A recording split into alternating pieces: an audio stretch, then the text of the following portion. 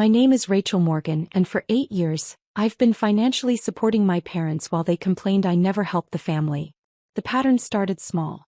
Mom called when I was 24, fresh out of grad school with my first real job. "Honey, we're a bit short on the electric bill this month. Could you help with $150? I sent $150. It was never just that month. By year 2 I was covering their utilities, $380 monthly. By year 3 I'd added their car insurance, $240 monthly. By year 4 their property taxes were behind and I paid the $8,400 bill. By year 8, now at age 32, I'd sent my parents $427,000 over 8 years. Mortgage assistance when dad's consulting work dried up. Medical bills when mom needed surgery. Car repairs. Home repairs. Emergency after emergency after emergency. I documented everything. Every wire transfer. Every check. Every Venmo payment. Spreadsheets color-coded by category with running totals and dates. $427,000 in 8 years. They never said thank you. Not once. Instead, at every family gathering, mom would sigh and say things like, "We've sacrificed so much for our children. We gave Rachel everything. Sometimes I wish she understood what we went through." Dad would add, "Your mother and I worked ourselves to the bone. We put you through college. We gave up our dreams so you could have yours." And I'd sit there having just sent them $3,200 that week and say nothing.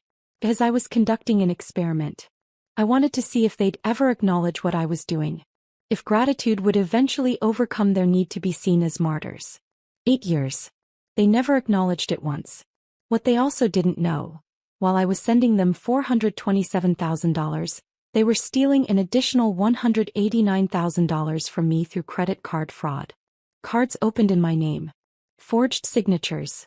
My credit destroyed while they bought furniture, took vacations, and remodeled their kitchen with money I never authorized. I discovered the fraud 2 months ago. I hired a forensic accountant who spent 6 weeks documenting everything. And I planned my confrontation carefully. Christmas dinner. When they'd have an audience. When they'd feel safe making their usual speeches about sacrifice and ungrateful children. That's when I'd show them the truth. I grew up in suburban Chicago, the only child of 2 people who saw parenthood as an endless sacrifice worthy of eternal gratitude. My father, Thomas Morgan, worked in sales, or tried to. He'd had 6 different jobs by the time I graduated high school, always claiming his employers didn't appreciate his talents. My mother, Linda, was a stay-at-home mom who treated raising one child as if she'd personally ended world hunger. "I gave up my career for you," she'd say, though she'd never actually had a career. She'd worked retail for 2 years before I was born. They lived beyond their means my entire childhood. Big house with a struggling mortgage. New cars every 3 years on loans they couldn't afford. Vacations charged to credit cards they never paid off. By the time I left for college, they had $140,000 in credit card debt. But they blamed circumstances. Bad luck. The economy. Unfair employers. Never their own spending. "We spent everything on you," Mom would say when I questioned their finances. "Private school. Dance lessons. College prep courses. Everything we had went to giving you opportunities. Except it didn't. I went to public school. I never took dance lessons. I did community college for 2 years before transferring to state school on scholarships I earned myself. But they rewrote history to cast themselves as martyrs. I worked 3 jobs through college. I graduated with a degree in data analytics and a job offer from a major consulting firm for $72,000 a year. Mom's reaction, "That's nice, honey. I hope you remember that we made all of this possible." Dads, don't forget who supported you while you were in school. They'd supported me by letting me live at home for 2 years of community college, during which I'd paid them $400 monthly rent and bought my own food. I moved to Chicago for my job, got a modest apartment, and started saving aggressively. I lived on $2,500 monthly and invested the rest. That's when the request started. "Honey, the water heater broke. Can you help with $800? Dad's car needs new transmission. Just $1,200. The property taxes are due and we're short. Could you cover $4,200 this year?" I helped every time. Because they were my parents. Because I was succeeding and they were struggling. Because that's what family does. But the requests never came with gratitude. They came with expectation, with entitlement, with reminders that I owed them for my existence. By age 27, I'd been promoted twice. My salary hit $135,000. I bought investment properties. I built a stock portfolio worth $480,000. My net worth crossed $1 million by age 30. But I still drove a used Honda. Still lived in that modest apartment. Still brought lunch to work. Because I was supporting two households, mine and my parents. At family gatherings, the guilt trips intensified. "Your father and I never travel anymore," Mom would announce. "We spent all our money on Rachel's education. We have nothing left for ourselves." "Some children take care of their aging parents," Dad would say loudly. "But we're fortunate Rachel has her career. We're so proud. Even if it means we sacrifice in our golden years." I'd sent them $4,800 that month. But I said nothing. I documented everything. I waited. 8 years of waiting. Then 2 months ago, my credit card company flagged my account for suspicious activity. "Ms. Morgan, we're seeing charges that seem unusual. A $4,800 purchase at Ashley Furniture in Naperville. A $3,200 transaction at a travel agency. Do these look familiar?" "No. These are on a Capital One card in your name. Are you aware of this account?" "I don't have a Capital One card." That's when I discovered the fraud. 3 credit cards in my name I didn't open. Total balance, $67,000. I called a forensic accountant named David Richardson who specialized in family fraud cases. "This is systematic," David said after reviewing my credit report. "Someone with access to your personal information has been opening accounts and making purchases for years." "How much total?" "I'll need 6 weeks to trace everything. But preliminarily, I'm seeing evidence of $150,000 to $200,000 in fraudulent debt." He came back with the final report 2 weeks ago. Total fraudulent debt in my name, $189,000. All of it traceable to my parents. The cards had been shipped to their address. The purchases were at stores near their house. The payment history showed they'd been making minimum payments using money I'd sent them for emergencies. They'd been stealing from me while I was supporting them, while they called me ungrateful. I had David prepare a full presentation. Documentation. Photos. Forensic analysis. Everything. And I waited for Christmas. While my parents were stealing from me and guilt-tripping me, I was quietly building wealth they couldn't imagine. My consulting career flourished.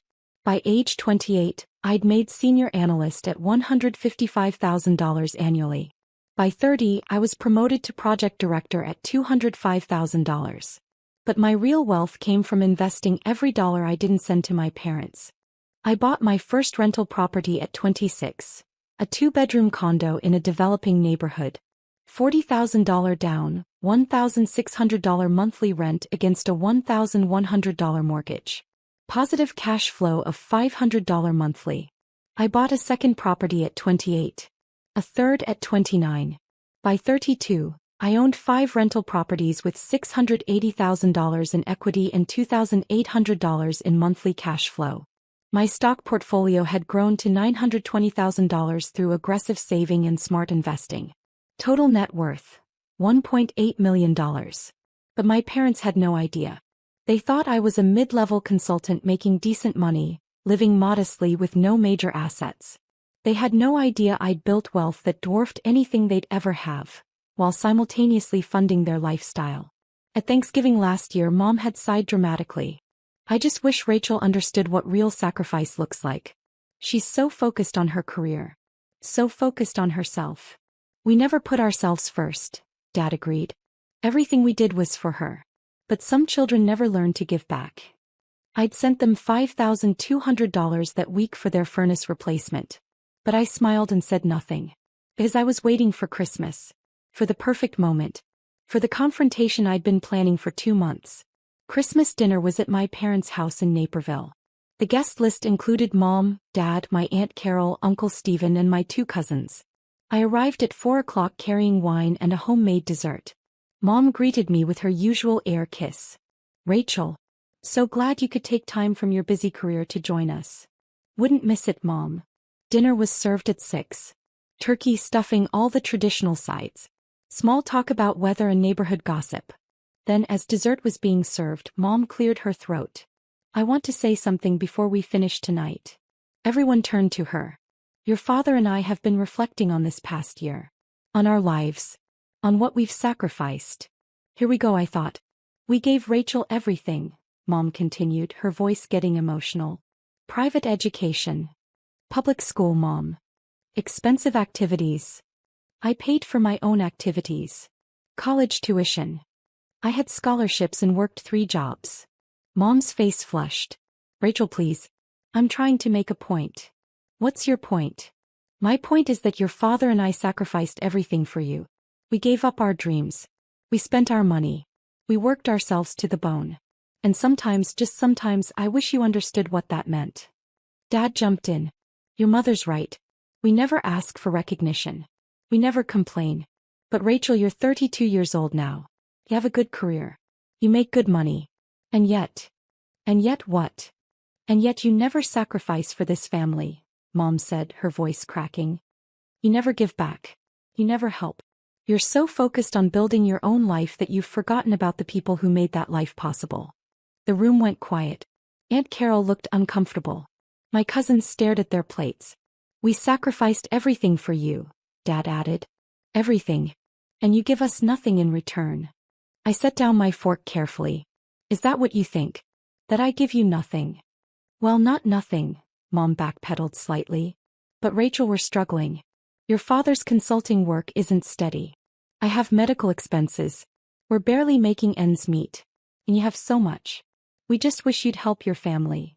Help you, I repeated. Yes. Help us. Sacrifice for us the way we sacrificed for you. I pulled out my phone. What day is it today? December 25th. What does that? December 25th, 2024. And you're saying I've never helped you? Never sacrificed for you. That's what we're saying. I stood up. I need to get something from my car. I'll be right back. I walked out to my car and retrieved my briefcase. The one I'd packed specifically for this moment. When I returned, I also had David Richardson with me. He'd been waiting in his car as planned. Everyone, this is David Richardson, I said. He's a forensic accountant I hired 2 months ago. David has some information to share about family sacrifice. Mom's face went pale. Rachel, what is this? This is the truth, Mom. Something this family seems to have trouble with. David set his briefcase on the dining table and pulled out a folder. Good evening, everyone. I apologize for the intrusion on Christmas, but Ms. Morgan asked me to present these findings in a family setting. He opened the first folder and pulled out a bound report. Over the past 8 years, Rachel Morgan has provided financial support to her parents totaling $427,000. The room went completely silent. That breaks down to approximately $53,400 annually, or $4,450 monthly, though the amounts varied by need. He pulled out detailed spreadsheets and placed them on the table. Mortgage assistance. $168,000 over 8 years when Mr. Morgan's consulting income was insufficient. Utility payments. $36,480. $380 monthly for 96 months. Insurance payments. $23,040. Car and home insurance when payments were missed. Property tax payments. $42,000. Covering 5 years when payments were late or missed entirely. Medical expenses. $67,000. Co-pays, deductibles and procedures not covered by insurance. Emergency expenses. $90,480. Car repairs, home repairs, appliance replacements and other urgent needs. He laid each category's documentation on the table. Total. $427,000 in documented financial support over 8 years. All from Ms. Morgan to her parents. Aunt Carol's mouth was hanging open. My cousins looked stunned. Mom found her voice. We didn't ask for all that. Actually, you did, I said quietly. I have 8 years of text messages and emails. Every request. Every emergency. Every guilt trip about how you sacrificed for me. David continued. Now the second part of my findings. He opened another folder. This one was thicker. While Ms. Morgan was providing $427,000 in support, her parents were simultaneously committing identity theft and credit card fraud. Dad started to stand. Now wait just a... Sit down, Mr. Morgan. These are federal crimes we're discussing. Dad sat. David pulled out credit card statements. 3 credit cards opened in Rachel Morgan's name without her authorization. Capital One, Chase and Discover. Total fraudulent charges, $67,000. 4 personal loans from online lenders using Rachel's information, $52,000. Unauthorized charges on Rachel's legitimate credit cards, cards that were reported stolen but had been taken by Mr. and Mrs. Morgan, $48,000. Forged checks on Rachel's checking account, $22,000. He spread the evidence across the table like a prosecutor presenting a case. Total fraudulent debt incurred in Rachel's name, $189,000. He pulled out photos next. Security camera footage from stores. My parents making purchases with cards in my name. This is Mr. Morgan at Ashley Furniture, charging $4,800 to a Capital One card in Rachel's name. This is Mrs. Morgan at a travel agency, booking a $3,200 cruise using a Chase card in Rachel's name. This is both of them at Home Depot, spending $6,400 on kitchen renovation materials using Rachel's credit. Photo after photo. Evidence after evidence. Combined total, David concluded, Rachel provided $427,000 in legitimate support while her parents stole an additional $189,000 through fraud. That's $616,000 over 8 years. The silence in the room was crushing. David pulled out one more document. I've filed a report with the FBI's Financial Crimes Division. The case is currently under review for federal prosecution. Wire fraud. Identity theft. Bank fraud. The potential sentences range from 15 to 30 years in federal prison. Mom started crying. Dad's face had gone gray. Rachel, Mom sobbed. Please. We can explain. We were desperate. We didn't mean. You didn't mean to steal $189,000 from your daughter while she was voluntarily giving you $427,000? I asked. What exactly didn't you mean? We were going to pay it back. With what money? The money I was sending you? You've been using my support payments to make minimum payments on credit cards you fraudulently opened in my name. Dad found his voice. You're really going to send your own parents to prison? I'm going to let the FBI decide whether to prosecute. But yes, if it comes to that, I'll testify. But we're your parents. Mom cried. We raised you. We gave you life. And I gave you $427,000. Which apparently wasn't enough. I picked up my briefcase. You wanted to talk about sacrifice? About giving back? I gave you over $600,000 when you count the stolen money. I sacrificed 8 years of savings, investments, and financial security to keep you afloat. And you never once said thank you. Instead, you sat at family dinners and told everyone I never help. That I never sacrifice. That I only care about myself. We didn't know how much you were giving, Dad said weakly. You knew exactly how much. You deposited every check. You cashed every Venmo payment. You just convinced yourselves it was owed to you. That you deserved it because you were parents. Aunt Carol finally spoke. Linda Thomas, is this true? All of it. Mom couldn't look at her. My God, Aunt Carol whispered. How could you? We were desperate, Dad said. We made mistakes. We can make this right. How? I asked. By paying me back? You owe me $616,000. Where will you get that money? Silence. That's what I thought. The FBI contacted my parents 3 days after Christmas. Special Agent Mitchell and Special Agent Torres arrived at their house to interview them about the fraud charges. My parents called me immediately afterward, panicking. I didn't answer. They called 7 more times. I declined each one. Finally, Dad sent a text. The FBI was here. They have evidence of everything. Please call us. We need to talk about this. I texted back. All communication should go through your attorney. They hired a criminal defense lawyer who contacted David Richardson within a week. The situation was simple. My parents were facing multiple federal felony charges. Wire fraud. Identity theft. Bank fraud. The U.S. attorney was prepared to seek 15 to 25 years in prison, unless I was willing to work out a deal. Ms. Morgan, their attorney, called me directly. Your parents understand they were wrong. They're prepared to make full restitution and accept consequences. But they're asking for mercy.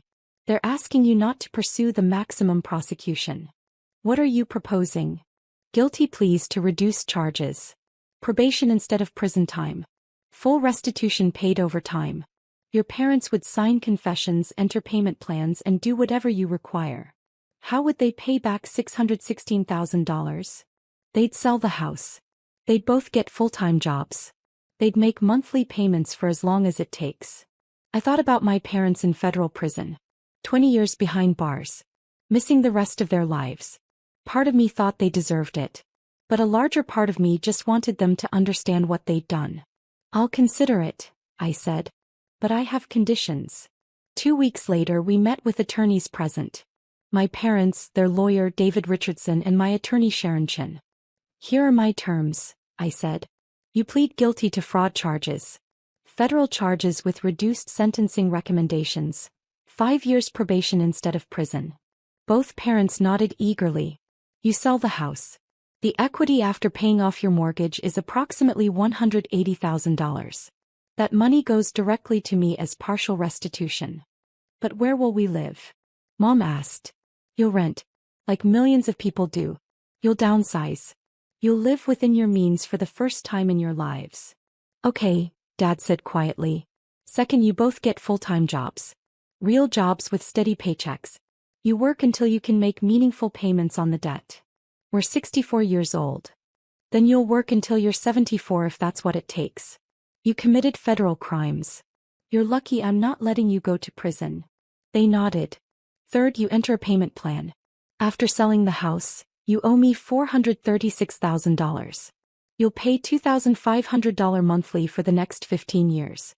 If you miss a payment, the plea deal is void and I proceed with full federal prosecution. We can do that, Dad said.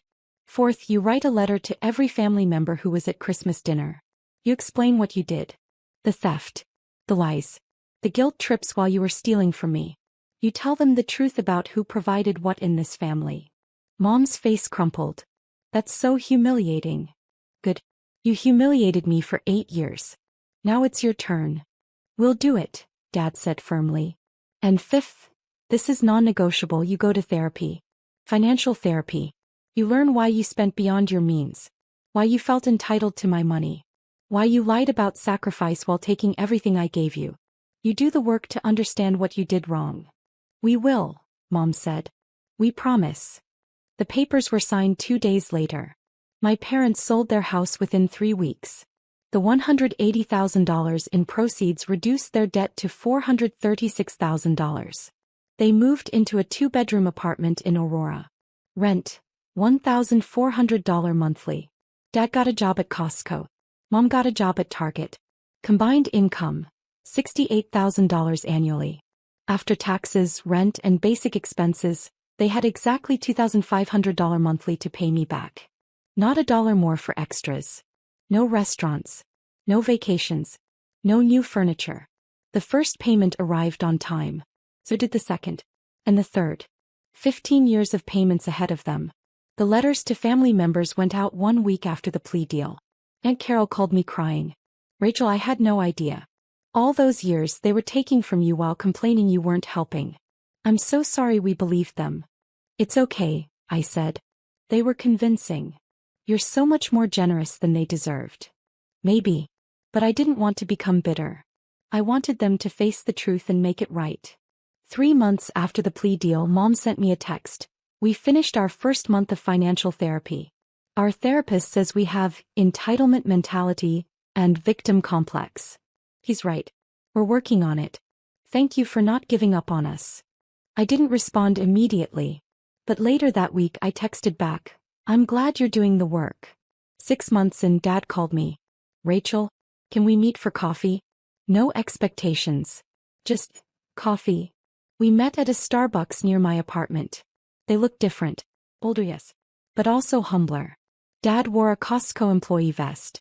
Mom's manicure was gone, her hair simply styled. Thank you for meeting us, Dad said. What did you want to talk about? We wanted to apologize. In person. Not because we have to. Because we need to. Mom's eyes were red. We spent your entire life telling you that you owed us. That we sacrificed for you. That you should be grateful. But the truth is you sacrificed for us. You gave us everything and we never even said thank you. We were so focused on being victims, Dad added. On being martyrs. On maintaining the story that we'd given up everything for you. We couldn't see what you were actually doing. Because acknowledging it meant admitting we needed you, Mom said. And we wanted to be the strong ones. The parents. The ones who sacrifice. Working at Target has been humbling, she continued. Standing on my feet for 8 hours taking orders from managers half my age living paycheck to paycheck. This is what real sacrifice looks like. And you were doing this for us, sacrificing your financial future, while we stole from you. We don't expect forgiveness, Dad said. We just wanted you to know that we finally understand. We finally see what you did. And we're sorry we were blind for so long. I sat with that for a moment. Thank you for saying that. Can we rebuild? Mom asked. Not right away. We know trust takes time. But eventually. Eventually, I agreed. If you keep doing the work. We will, they both said. 18 months after Christmas dinner, my parents have made every payment on time. They've attended therapy weekly. They've lived within their means. They've worked their jobs without complaint. We have coffee once a month now. The conversations are different, real, honest, without the performance of martyrdom. Last week, Dad told me they'd saved $3,000 in an emergency fund. It's the first time we've had savings in 30 years. That's great, Dad. It feels good. Knowing we earned it. Knowing it's ours because we worked for it, not because someone gave it to us or we stole it. Mom added, our therapist says we're making progress. We're learning to separate our worth from our financial status. Learning that being parents doesn't entitle us to our children's money. I'm proud of you, I said. And I meant it. They still owe me $391,000. 13 more years of payments. But they're doing the work. They're changing. They're becoming people I can respect. And that's worth more than the money. Because this was never really about the $616,000. It was about seeing the truth. About acknowledging reality. About understanding that real sacrifice isn't a weapon you use to guilt people. It's something you give freely out of love. My parents sacrificed their comfortable lies. They sacrificed their victim narrative. They sacrificed their pride. And in doing so they finally learned what sacrifice actually means.